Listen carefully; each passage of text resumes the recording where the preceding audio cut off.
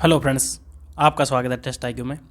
Friends, इस video में discuss करेंगे थर्मोडायनेमिक्स का सबसे important topic first law of thermodynamics. First law of thermodynamics क्या होता है, इसका न्यूमेरिकल फॉर्म क्या होता है, जितने भी डिटेल है इसके कॉन्सिक्वेंस क्या है, सारी चीज़ें हम डिटेल में डिस्कस करने वाले हैं। ये टॉपिक बहुत ही ज़्यादा इंपॉर्टेंट है क्योंकि ये जो है ना, यदि आप फर्स्ट लॉ ऑफ थर्मोडायनेमिक्स समझ गए तो समझ लो थर्मोडायनेमिक्स आपके लिए ईजी हो गई। तो यहाँ से एग्ज़ाम में न्यूमेरिकल भी पूछे जाते हैं और ऑब्जेक्टिव टाइप क्वेश्चन जो है, थ्योरी क्वेश्चन, ये भी पूछे जाते हैं। तो ये हर एग्ज़ाम के लिए बहुत ही ज़्यादा इम्पोर्टेंट है। और यदि आप थर्मोडायनेमिक्स पढ़ते हैं तो फर्स्ट लॉ के बारे में आपको पता होना ही चाहिए। तो चलिए शुरू करते हैं, एक एक चीज़ को हम डिटेल में डिस्कस करेंगे। तो सबसे पहले हम बात करते हैं फर्स्ट लॉ ऑफ थर्मोडायनेमिक्स। इसका पहला जो है, दूसरा नाम है, वो है एनर्जी कंजर्वेशन लॉ। क्या नाम है इसका? Energy conservation law. अब इसका एनर्जी कंजर्वेशन लॉ नाम क्यों है? इसकी पहली जो डेफिनेशन है, जो बेसिक डेफिनेशन है, जो हम 11th-12th में पढ़ते हैं, वो है energy can neither be created nor destroyed, it can change from one form to another form. तो यहाँ पे फर्स्ट लॉ ये बताता है कि कोई भी एनर्जी है उसको ना तो डिस्ट्रॉय किया जा सकता है, यानी कि ख़त्म किया जा सकता है, ना ही किसी भी एनर्जी को क्रिएट किया जा सकता है। जितनी भी एनर्जी है, यानी कि इस लॉ के हिसाब से यूनिवर्स की एनर्जी कांस्टेंट है और एक एनर्जी को दूसरे रूप में हम ट्रांसफॉर्म करते हैं। ये तो हो गई इसकी बेसिक डेफिनेशन, और इसी डेफिनेशन के हिसाब से इसका नाम है एनर्जी कंजर्वेशन लॉ। एग्जाम में क्वेश्चन पूछा जाता है कि एनर्जी कंजर्वेशन लॉ कौन सा है, या फिर क्या पूछ सकते हैं कि फर्स्ट लॉ का दूसरा नाम क्या है। और इस लॉ को दिया था जूल्स ने, यानी कि इस पे जितने भी एक्सपेरिमेंट किए थे वो किए थे जूल ने, इसलिए इस लॉ का नाम है जूल्स लॉ। तो ये भी आपको पता होना चाहिए, जूल्स लॉ। तो दो नाम इसके आपको याद हो गए, एनर्जी कंजर्वेशन लॉ और जूल्स लॉ। अब यहाँ पे इसका जो एक्चुअल मीनिंग है वो इस डेफिनेशन में आएगा, और इंजीनियरिंग में यही सबसे ज़्यादा इम्पोर्टेंट है। तो इसकी डेफिनेशन क्या हो जाएगी? For a close system, for a close system undergoing a cyclic process. तो ये जो बीच में सर्कल लगा हुआ है, ये क्या शो कर रहा है? Cyclic process. The net heat interaction, net heat interaction and net work interaction are equal, net work interaction are equal when they are expressed in their own unit. क्योंकि ये यदि जूल में एक्सप्रेस किया जाता है तो ये भी जूल में एक्सप्रेस किया जाएगा। यानी कि साइक्लिक प्रोसेस के लिए जो टोटल हीट जो होती है ना किसी सिस्टम की, वो टोटल वर्क डन के इक्वल होती हैं। ये कहता है फर्स्ट लॉ। तो एक्चुअल इसकी डेफिनेशन ये होती है। तो यहाँ पे मैं डेफिनेशन लिख देता हूँ ताकि आपको कोई प्रॉब्लम ना आए। तो यहाँ पे लिखते हैं for a close system, for a closed system. अब यहाँ पे एक एक वर्ड का मतलब पता होना चाहिए, क्योंकि ये किसके लिए वैलिड है? क्लोज सिस्टम के लिए। Undergoing a cyclic process, cyclic process. तो ये किसके लिए वैलिड है? साइक्लिक प्रोसेस के लिए। यदि हमारा कोई प्रोसेस सिंगल प्रोसेस है या फिर साइक्लिक नहीं है तो उसके लिए फर्स्ट लॉ वैलिड नहीं है। तो इसकी पहली लिमिटेशन यही हो गई कि ये सिर्फ क्लोज सिस्टम के लिए वैलिड है और साइक्लिक प्रोसेस के लिए वैलिड है। The net heat interaction, heat interaction, interaction का मतलब यहाँ पे क्या हो रहा है? यानी कि या तो हीट अंदर आ रही है या फिर हीट बाहर जा रही है, तो उसको हम बोलते हैं heat interaction. And net work interaction, net work interaction are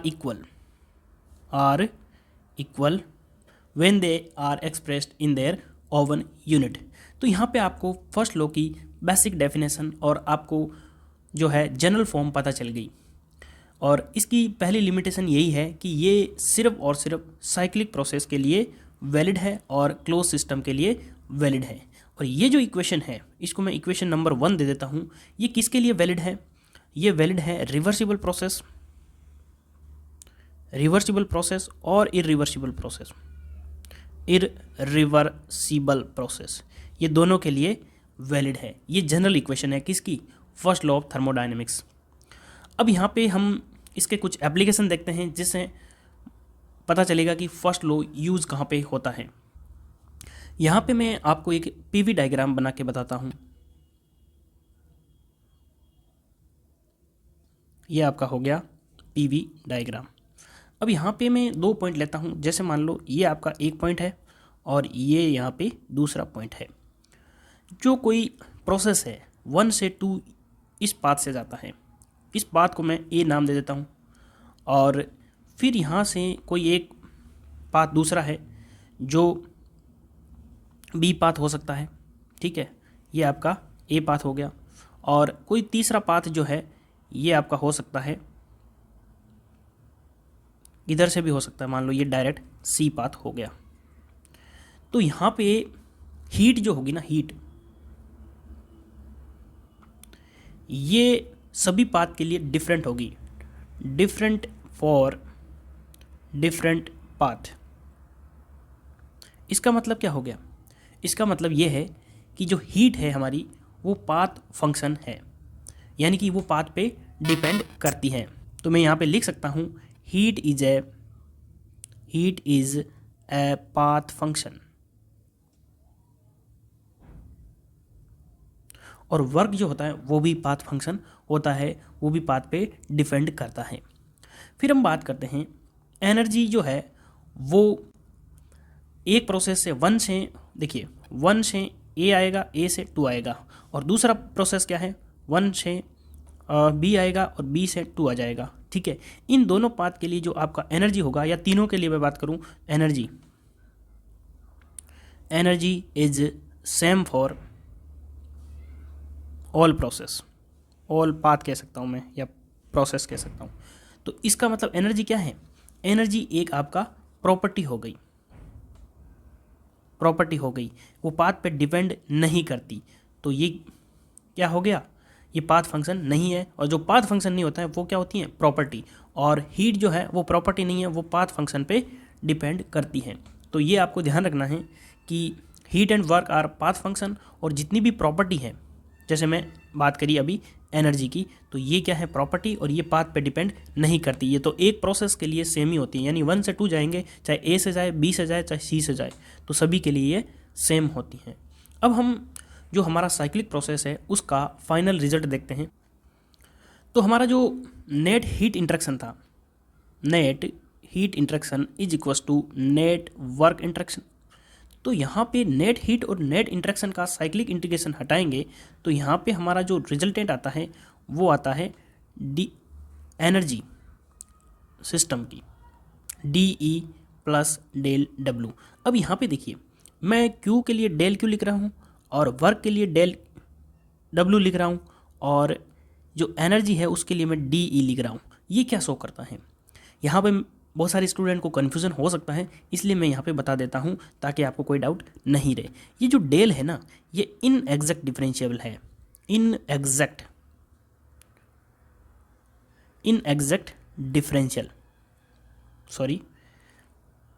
differential, ठीक है। और ये जो शो कर रहा है ना, ये कर रहा है एग्जैक्ट डिफरेंशियल, ठीक है। यानी कि जितनी भी प्रॉपर्टी होती है ना उनका एग्जैक्ट डिफरेंशियल होता है, और पाथ फंक्शन जो है यानी कि ये हीट और वर्क है, इनका एग्जैक्ट डिफरेंशिएशन नहीं होता क्योंकि ये प्रॉपर्टी नहीं है। अब यहाँ पे जो ये आपकी डी ई क्या है, यहाँ पे ये है आपकी सिस्टम की एनर्जी। अब ये सिस्टम की यदि एनर्जी है तो इसमें कौन कौन सी एनर्जी आ जाएगी?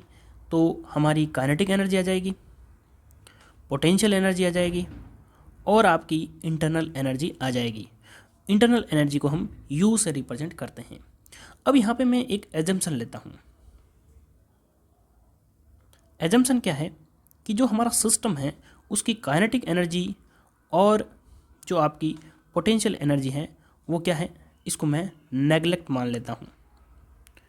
तो नेगलेक्ट मान लेंगे तो डी ई बराबर आपका क्या हो जाएगा? डी यू, यानी कि जो जितनी भी एनर्जी है वो सारी इंटरनल एनर्जी है। तो यहाँ पे हमारा फाइनल एक्सप्रेशन क्या हो जाएगा? डेल क्यू, तो डेल क्यू बराबर D U plus del W.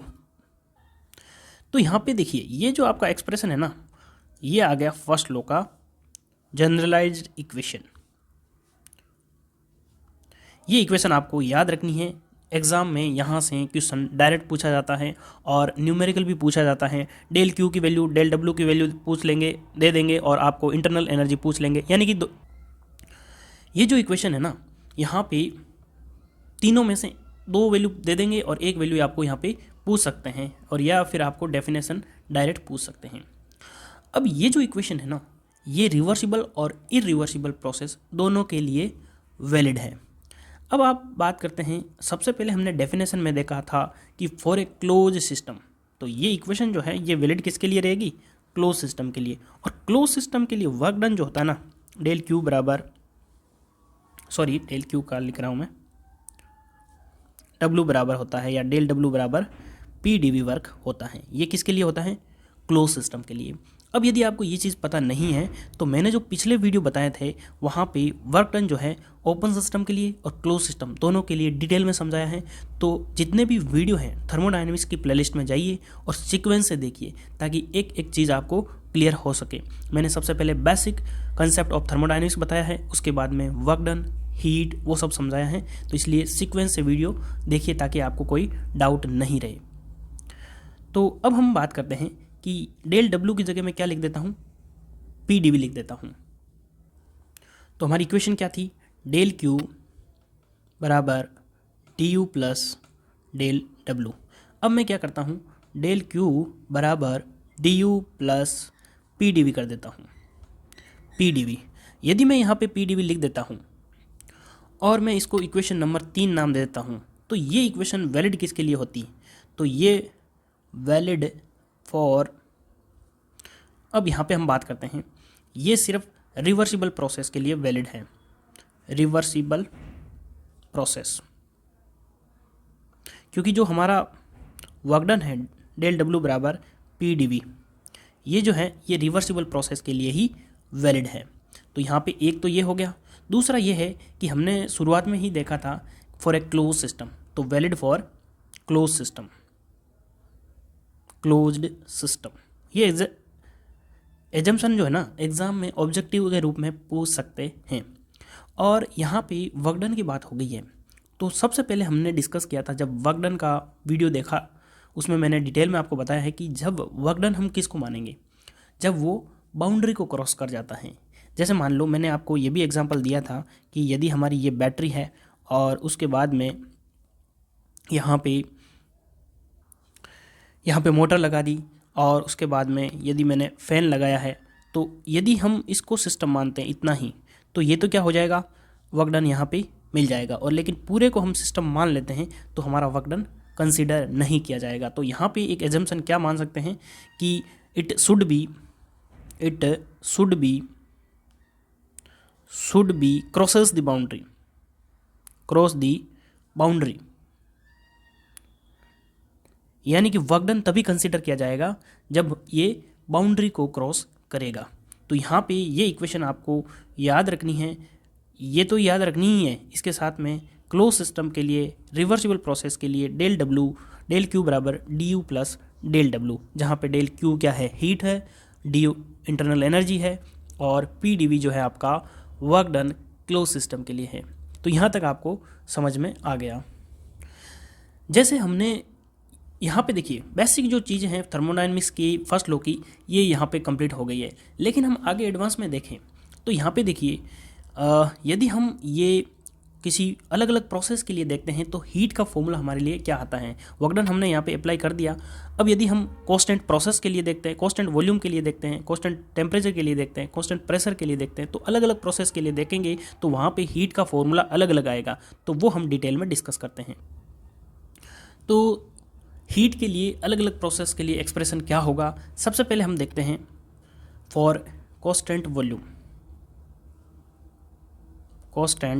Volume process. Constant volume की यदि हम बात करें तो आप सभी को पता है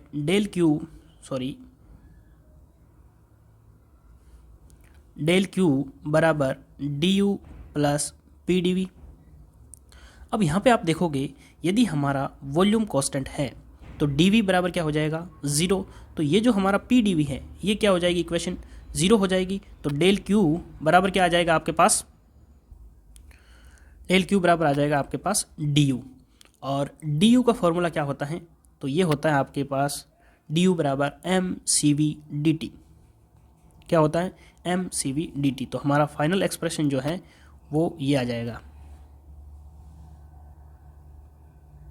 तो जब भी आपको कांस्टेंट वॉल्यूम के लिए पूछे तो डेल क्यू बराबर M C V D T होता है। तो सी वी यहाँ पे क्या है, specific heat at constant volume. और हम बात किसकी कर रहे हैं, कांस्टेंट वॉल्यूम प्रोसेस की। तो या फिर हम कह सकते हैं डी यू बराबर M C V D T और डेल क्यू बराबर M C V D T. ये एक्सप्रेशन आपको याद रखना है। अब हम बात करते हैं second number constant pressure process, constant pressure process की।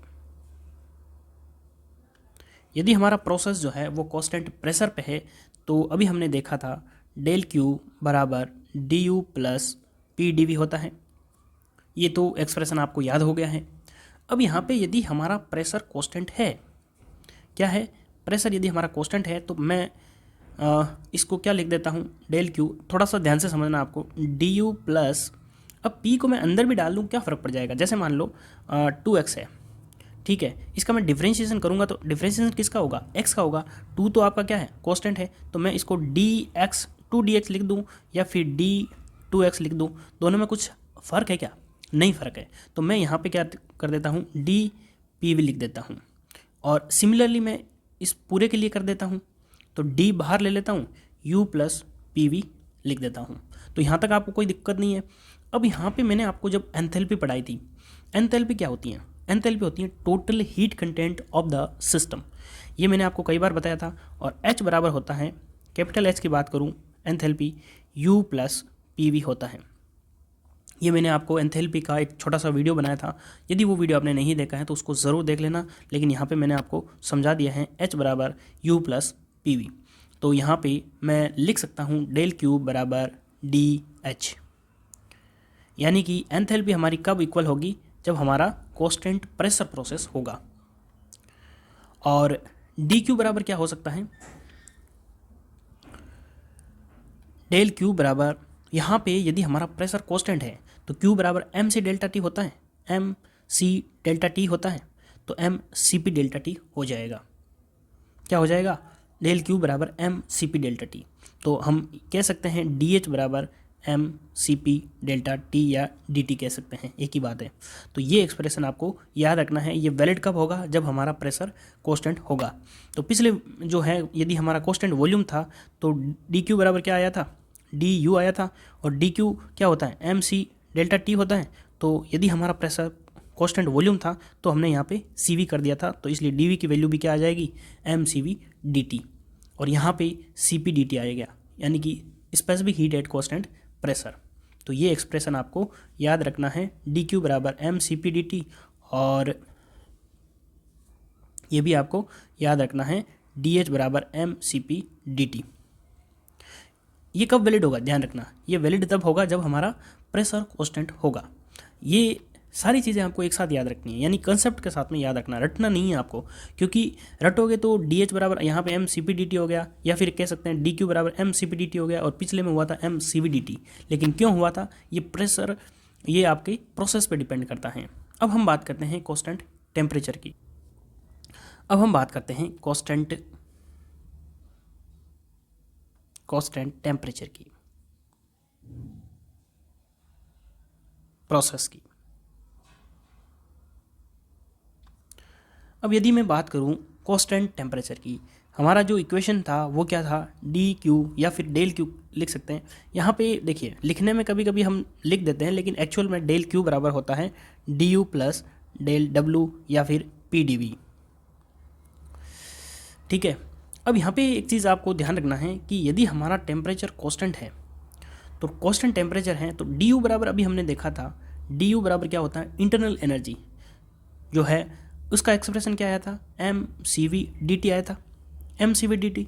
और डी टी क्या है, टेम्परेचर डिफरेंस, टेम्परेचर डिफरेंस, यानी कि डी टी बराबर T two minus T one कह सकते हैं, या फिर T final minus T initial कह सकते हैं। तो यहाँ पे टेम्परेचर चेंज ही नहीं हो रहा है, तो डी टी क्या आ जाएगा, जीरो। तो डी यू बराबर क्या आ जाएगा, जीरो आ जाएगा। तो हमारा जो एक्सप्रेशन है वो डेल क्यू बराबर क्या आ जाएगा, पी डी वी या फिर डेल डब्ल्यू कह सकता हूँ मैं। तो यहाँ पे जो हीट है और वर्क है वो दोनों इक्वल किस में आ रहे हैं, कांस्टेंट टेम्परेचर प्रोसेस में। तो ये आपको ध्यान रखना है कि डेल क्यू बराबर डेल डब्ल्यू कब आता है, जब हमारा प्रोसेस जो है वो कांस्टेंट टेम्परेचर पे होता है। अब यहाँ पे एक इंपॉर्टेंट चीज़ मैं बता देता हूँ कि यदि आपने वर्क डन, पिछला वीडियो जो मैंने बताया था वर्क डन अलग अलग प्रोसेस के लिए, वो यदि आपने नहीं देखा है तो आपको यहाँ पे प्रॉब्लम हो सकती है, क्योंकि डेल क्यू बराबर जो है वो क्या आएगा, जो वर्क डन का फॉर्मूला है वही आएगा। कौन सा आएगा, C L N V two by V one कह सकता हूँ, या फिर सी जो है ये सी की यहाँ पे क्या है, कांस्टेंट है, L N P one by P to.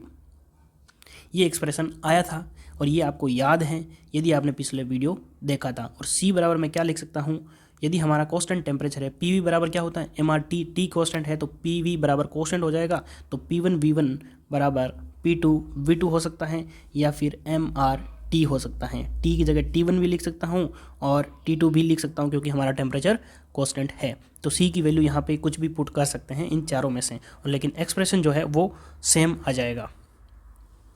तो यहाँ से आपको क्या पता चल रहा है, यहाँ से आपको ये एक चीज़ पता चली कि जो वर्क डन है और हीट है वो क्लोज सिस्टम के लिए, ओपन सिस्टम के लिए और हीट, तीनों का एक्सप्रेशन सेम ही आता है।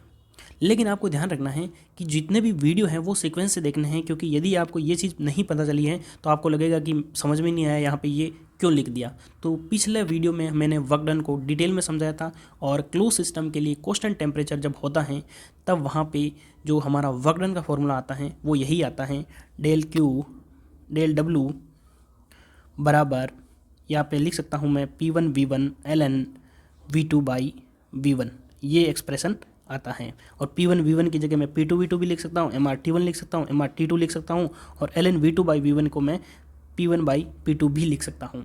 ये कैसे लिख सकता हूँ, ये पिछला वीडियो देखोगे तभी आपको समझ में आएगा, और यदि आपने देखा है तो आपको ईजिली समझ में आ रहा होगा। तो तीन प्रोसेस हो गए, कांस्टेंट वॉल्यूम, कांस्टेंट प्रेशर और कांस्टेंट टेम्परेचर। अब हम बात करते हैं एडियाबैटिक प्रोसेस की और पॉलीट्रोपिक प्रोसेस की। अब हम बात करते हैं एडियाबैटिक प्रोसेस की, एडियाबैटिक प्रोसेस की। देखिए फ्रेंड्स, यदि आपको वीडियो पसंद आ रहा है ना, वीडियो को लाइक ज़रूर करें और उन दोस्तों को शेयर करें जो आपके साथ में किसी भी एग्ज़ाम की प्रिपरेशन कर रहे हैं मैकेनिकल से रिलेटेड। अब हम बात करते हैं एडियाबैटिक प्रोसेस की। तो आपको मैंने पहले भी बताया था, एडियाबैटिक प्रोसेस जो होता है वहाँ पे कोई भी हीट का इंटरेक्शन नहीं होता, यानी कि एडियाबैटिक प्रोसेस किसे कहते हैं, नो हीट इंटरेक्शन। इंटरेक्शन कह सकता हूँ या फिर मैं ट्रांसफ़र कह सकता हूँ, ठीक है, एक ही बात है, नो हीट ट्रांसफ़र। तो जब हमारी हीट ट्रांसफ़र ही नहीं हो रही है तो डी क्यू बराबर क्या आ जाएगा, ज़ीरो। तो इसका तो फाइनल एक्सप्रेशन हमारे पास फटाफट आ गया है। तो ये याद रखना है, एडियाबैटिक प्रोसेस के लिए हीट ट्रांसफ़र ज़ीरो होता है। अब हम बात करते हैं लास्ट प्रोसेस की, जो होता है आपका पॉलीट्रोपिक प्रोसेस। तो यदि हम बात करें पॉलीट्रोपिक प्रोसेस के लिए, तो यहाँ पे थोड़ा सा आपको समझने की ज़रूरत है, थोड़ा सा हीट का जो एक्सप्रेशन है वो कॉम्प्लिकेटेड है। इसको समझने से पहले आपको ये पता होना चाहिए कि गामा बराबर क्या होता है, C P upon C V होता है, और जो आपका आर होता है वो होता है C P minus C V. ये मैंने आपको पहले भी बताया था। अब यदि सी पी बराबर क्या होता है, सी पी बराबर क्या हो जाएगा, गामा सी वी हो जाएगा। तो ये वैल्यू यदि यहाँ पे मैं पुट कर देता हूँ, आर बराबर सी पी की जगह गामा सी वी लिख देता हूँ, माइनस सी वी हो जाएगा। तो यहाँ पे मैं सी वी की वैल्यू निकाल सकता हूँ, ये सी वी यहाँ पे मैं कॉमन ले लेता हूँ, तो यहाँ पे 1 माइनस गामा हो जाएगा, और सी वी की वैल्यू हो जाएगी आर अपॉन गामा माइनस 1। और सी पी की वैल्यू, सी वी की वैल्यू यहाँ पे मैं पुट कर दूंगा, तो ये क्या आ जाएगी, सी पी बराबर gamma R upon gamma minus 1। ये वैल्यू आपको याद रखनी है, Cp की वैल्यू और Cv की value R upon gamma minus 1। ये वैसे एग्जाम में भी डायरेक्ट पूछी जाती हैं, Cp और Cv जो है R के टर्म में और गामा के टर्म में। अब ये जो एक्सप्रेशन है ना, ये आगे जो है आगे काम में आने वाला है। अब हम देखते हैं इसका एक्सप्रेशन। तो यहाँ पे देखिए, अभी हमने देखा था dq बराबर du प्लस क्या होता है dw, या फिर मैं pdv लिख सकता हूँ। और यदि मैं बात करूँ du की, du में हमने क्या देखा था, mcv dt, ये एक्सप्रेशन हमने देखा था। अब यहाँ पे बात आती है वर्क डन की। तो वर्क डन का फॉर्मूला जो है, जब मैंने आपको क्लोज सिस्टम के लिए पॉलीट्रॉपिक प्रोसेस पढ़ाया था तब मैंने आपको वर्क डन का फॉर्मूला बताया था, जो आपको यदि याद है तो बहुत अच्छी बात है, नहीं याद है तो पिछला वीडियो ज़रूर आपको देखना है। फॉर्मूला था P1V1 minus P2V2 upon n-1। n यहाँ पे क्या है, n यहाँ पे पॉलीट्रॉपिक इंडेक्स है। कई जगह आपको ये P1V1 लिखा हुआ ना, तो यहाँ पे P इनिशियल V इनिशियल भी लिखा हो सकता है और P2V2 की जगह P फाइनल और V फाइनल भी लिखा सकता है, तो आपको कन्फ्यूज़न नहीं होना है, ठीक है ना। बस ध्यान रखना है कि ये जो है सेम ही चीज़ है, चाहे मैं P2V2 यानी कि लिखूँ, चाहे P फाइनल V फाइनल लिखूँ, एक ही बात है। अब यहाँ पे देखिए आगे, बहुत ही अच्छा एक्सप्रेशन है, बस आपको समझना है, थोड़ा सा दिमाग लगाना है। mCv dt को क्या लिख सकता हूँ मैं, T2 माइनस T1 लिख सकता हूँ, और यहाँ पे ये सेम चीज़ आ जाएगी, ठीक है। अब यहाँ पे हम आगे देखते हैं। Cv की वैल्यू मैंने अभी आपको बताई थी, Cv की होती है R अपॉन गामा माइनस 1, इसीलिए मैंने आपको Cv जो है R के टर्म में बताया था, T2 माइनस T1 प्लस ये सेम ही आ जाएगा। अब यहाँ पे देखिए, आपको दिख रहा होगा, इसको मैं अंदर मल्टीप्लाई करूँगा MR को, ठीक है। तो ये क्या हो जाएगा, MR T2 minus MR T1, और PV बराबर क्या होता है, PV बराबर होता है MR T। तो मैं यहाँ पे इसको MR T2 को क्या लिख सकता हूँ, P2V2 लिख सकता हूँ, माइनस P1V1 लिख सकता हूँ। तो यहाँ पे ये समझ में आ गया होगा कि मैं MR T2 को कैसे लिख रहा हूँ। तो यहाँ पे मैं डायरेक्ट लिख देता हूँ, MR T2 को लिख देता हूँ P2V2 माइनस, ये आ जाएगा आपके P1V1 अपॉन, ये तो हो जाएगा गामा माइनस 1, प्लस ये हो जाएगा P1V1 minus P2V2 upon n-1। तो यहाँ तक आपको समझ में आ गया होगा।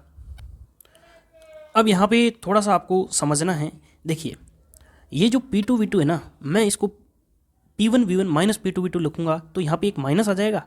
यदि यहाँ पे एक माइनस आ जाता है तो मैं इसको क्या लिखता हूँ, पहले इसको इधर लिख देता हूँ।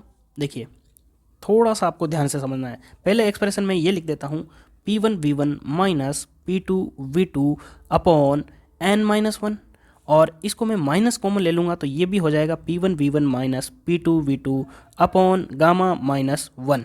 तो अब हम P1V1 माइनस P2V2 कॉमन ले सकते हैं। तो यहाँ पे मैंने जैसे ही dq बराबर P1V1 माइनस P2V2 कॉमन लिया तो अंदर क्या बच जाएगा, 1 upon n-1 minus 1 upon gamma minus 1। बस ये बन गया। अब आपको क्या करना है, इसका एलसीएम लेना है। यदि आप एलसीएम लेते हो तो dq बराबर क्या हो जाएगा, ये तो सेम ही आ जाएगा, और यहाँ पे n-1 इंटू गामा माइनस 1 हो जाएगा, और ये आपका क्या हो जाएगा, gamma minus 1 minus of n plus 1, ये आ जाएगा। -1 और +1 कैंसिल हो जाएगा और ऊपर बच जाएगा गामा माइनस 1। और यहाँ पे मैं थोड़ा सा एक्सप्रेशन को मॉडिफाई करता हूँ, ऊपर क्या बच जाएगा, गामा माइनस n बच जाएगा, ठीक है, गामा माइनस n, और नीचे क्या बच जाएगा, गामा माइनस 1 और n-1। तो मैं गामा माइनस 1 को इधर लिख देता हूँ और इसको मैं लिख दूंगा P1V1 minus P2V2 upon n-1। अब यहाँ पे देखिए ये जो है ये क्या है, वर्क डन का फॉर्मूला। तो मैं dq बराबर लिख सकता हूँ gamma minus n upon gamma minus 1 into work of closed system. किसके लिए, पॉलीट्रॉपिक प्रोसेस के लिए। तो ये यहाँ पे इतना इसके मल्टीप्लाई में आ जाएगा, तो gamma minus n upon gamma minus 1, ये आपको ध्यान रखना है। तो ये आपका फाइनल हीट का एक्सप्रेशन आ गया पॉलीट्रॉपिक प्रोसेस के लिए। तो यहाँ पे आप देख सकते हैं कि मैंने आपको वर्क डन का फॉर्मूला बता दिया अलग अलग प्रोसेस के लिए, क्लोज सिस्टम के लिए, ओपन सिस्टम के लिए, और हीट का भी फॉर्मूला मैंने अलग अलग प्रोसेस के लिए समझा दिया है। तो मुझे उम्मीद है कि आपको यहाँ तक डिटेल में समझ में आया होगा। ये जो एक्सप्रेशन है एग्ज़ाम में डायरेक्ट फॉर्म, न्यूमेरिकल फॉर्म में भी पूछते हैं, इन पे न्यूमेरिकल भी आ सकता है। तो मुझे उम्मीद है कि आप सभी को एक एक चीज़ क्लियर हुई होगी। तो आपको वीडियो कैसा लगा कमेंट बॉक्स में ज़रूर बताना। और जो हमारा नेक्स्ट वीडियो है वो आएगा steady flow energy equation. Steady flow energy equation क्या होती हैं इसके बारे में हम डिटेल में नेक्स्ट वीडियो में जानेंगे। तो तब तक के लिए मिलते हैं नेक्स्ट वीडियो में। जय हिंद।